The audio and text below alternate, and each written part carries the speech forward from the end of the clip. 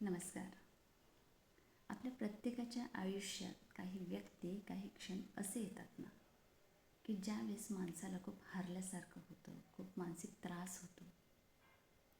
तर अशा वेळेस समोरच्याला बदलण्यापेक्षा आपण स्वतःमध्ये बदल करणं हे खरं कौशल्य असतं. जर माझ्या आयुष्याने मला अशी कधी संधी दिली ना, की समोरची व्यक्ती जशी तुझ्याशी वागली तसं तू वाग, तर आय थिंक त्या परिस्थितीपासून, त्या व्यक्तीपासून शांतपणे दूर निघून जाणं हेच मी बेटर समजेल. कारण जशी ती व्यक्ती आपल्याशी वागली हे ते आपण तिला परत नाही करू शकत किंवा तिला बदलूही नाही शकत.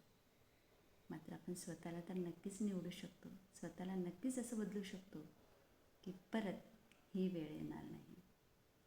कारण त्या व्यक्तीसारखं बनण्यात मला काहीच इंटरेस्ट नाही आहे. कारण हा प्रत्येकाच्या फिलिंग्सचा, इमोशन्सचा आणि संस्कारांचा प्रश्न असतो. काय वाटतं?